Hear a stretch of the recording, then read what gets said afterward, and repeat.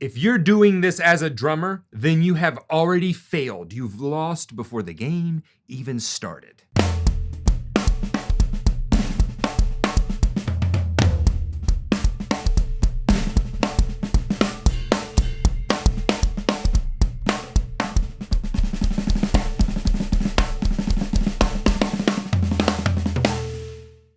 I'm about to get on a little bit of a soapbox because I talk to people about this all the time because the internet, yada, yada, yada, is always in our face with this stuff. And I just have to tell you that if you're doing this one thing, it doesn't matter anything else that you do on the drums, you've already lost. And some of you will say, yeah, Steven, I get it. Well, then riddle me this, Watson. Why are you still doing it? Why are we still discussing this? What is it that I'm so irate? I'm not really irate about it. I kind of am because I want you to be a better drummer, a better musician.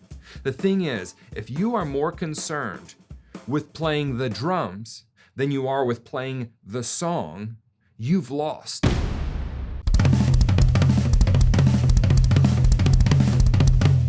The song is king. The music is king. The song and the music are the reason we play this instrument. So if your first thought when you sit down with a band or when you sit down at a gig or when you sit down is me, how can I be heard? What can I do on top of this? What slick thing can I throw into there? You have already lost. Any session player will tell you this, any live player will tell you this, and especially those of us that have gotten fired for this stuff when we've been on gigs.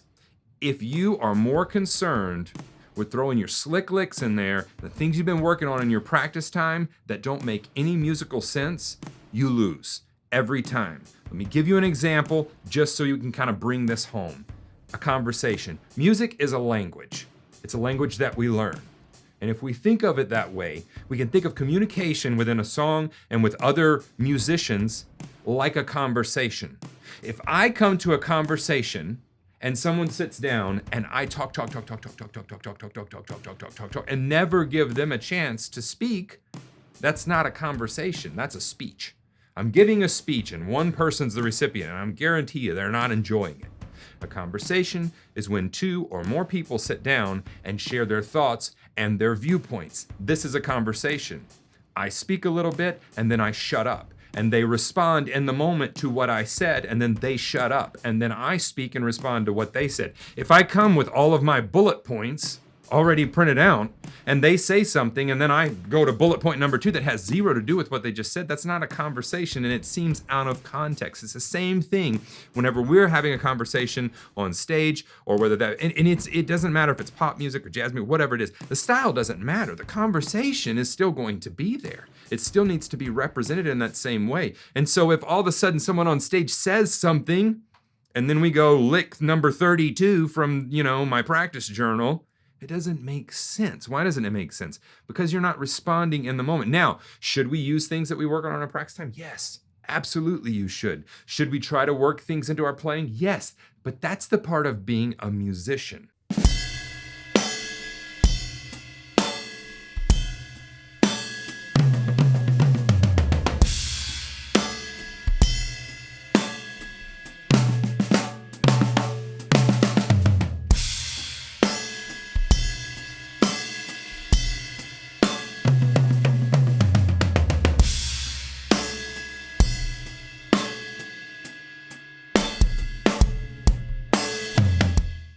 It's like the old drummer joke, like you either have to choose to be a drummer or a musician. You can't be both. You can be both. We're supposed to be both, okay? And so what you want to do is you want to learn how you can take those things in your practice time and slowly move them over in a musical format. They may not look how they look in your practice time.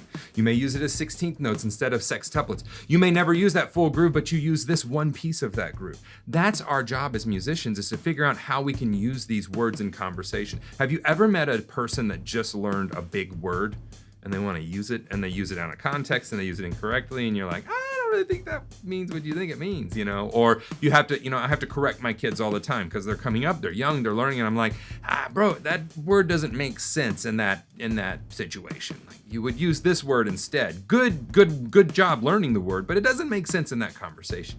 And one more analogy before we get out of here. Those of you that have ever been in relationships, long-term, so I'm married, if I come and I have something that I want to speak to Kelly about, and we sit down, and I have my bullet points, and I ignore everything she says, and I just barrel through because I have my agenda. This is my agenda. This is my discussion. I'm going to have it with myself, and you're going to sit there and listen. This is what we do when we sit down at the drum set on the stage, and then we just play whatever we want to and mow everybody else down and dominate the band. You know what I'm saying? Like, this is a real thing. I hear it all of the time. I hear it here in Nashville. I hear it when I travel. I also hear good music. I hear people that are wanting to make the music come through. So please, please, don't seek to play the drums. Seek to play music. When you're playing, you should disappear into the music, and every now and then, a point that you made should be heard and the spotlight shined on it, and then it should go back to the music. Music is a language, it is a conversation. The sooner you learn this, the sooner you start winning when you sit down to play. If you are so concerned with playing the drums over playing the music, you lose every time before we can even start the game.